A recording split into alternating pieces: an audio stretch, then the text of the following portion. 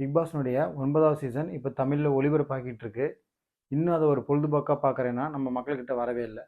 ஒரு வார்த்தை தெரியாமல் தப்பாக பேசிட்டா அதை சாதி எண்ணத்தோட தான் பார்க்குறாங்கன்னு தப்பாக நினச்சிக்கிறாங்க. பசங்க பொண்ணுங்கிட்ட பேசினா பொம்பளை பொறுக்கி, பசங்களும் பொண்ணுங்களும் ஒன்றா பழகினா கிரிஞ்சு லவ் கண்டென்ட்டு, டாஸ்கில் பசங்க பொண்ணுங்களை தெரியாமல் தொட்டுட்டா அவங்களோட நடத்தையே தப்பாக பேசுறது, இப்படி எல்லாத்தையுமே தப்பாக சமூக ஊடகங்களில் ரைட்டப் எழுதுறத நம்ம பார்க்க முடியுது. அந்த நிகழ்ச்சியில் எது செஞ்சாலுமே அவங்களுக்கு ரெட் கார்டு கொடுங்கன்னு சொல்லி சொல்லி பல பேர் பதிவு போகிறத பார்க்க முடியுது. இப்படி எல்லாத்தையுமே ரெட் கார்டு கொடுத்து வெளியே அனுப்பிட்டா வேற எதை தான் பார்ப்பாங்கன்னு தெரில. கத்தக்கூடாது, சண்டை போடக்கூடாது, கேமை ஃபோர்ஸாக விளையாடக்கூடாது, கிண்டல் பண்ணக்கூடாது, எதுவுமே பண்ணக்கூடாது. ஆனால் கண்டென்ட் மட்டும் கொடுக்கணும். சரி, எதுவுமே பண்ணாமல் அமைதியாக இருந்தாங்கன்னா, என்னப்பா கண்டென்ட்டே கொடுக்காம அமைதியாகவே இருக்கிறாங்க, செம்ம போராக இருக்குதுப்பா, இதுதான் ஒஸ்ட் சீசன் அப்படின்னு சொல்கிறது. இப்போ உள்ளே இருக்கிற போட்டியாளர்கள் வேறு என்ன தான் செய்வாங்க? உண்மையாலுமே தமிழ் பிக் பாஸில் கலந்துக்கிற போட்டியாளர்கள்லாம் கொஞ்சம் பாவம் தான். பிக் பாஸுக்கெல்லாம் முன்னாடி பிக் பிரதர் அப்படிங்கிற நிகழ்ச்சி தான்.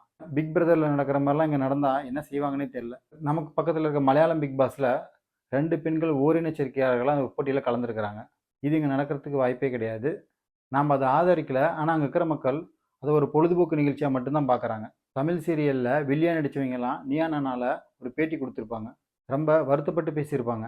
ஒரு மரியாதைங்கிறதே இருக்காது. அது வேற விஷயம். வாடி போடி அவளே இவளே. 2002ல இருந்து 2006க்குள்ள நான் நிறைய அடி வாங்கியிருக்கேன்.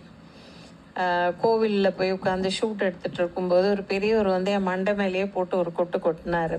இந்த சீரியல் பண்ணும்போது நான் பிரெக்னெண்டா இருந்தேன்னா க்ளோஸ் அப்ஸ் வச்சு ஷார்ட்ஸ் எடுத்தாங்க. ஸோ நான் பிரெக்னெண்டா இருக்கேன்னு வியூவர்ஸ்க்கும் தெரியும் த்ரூ மை.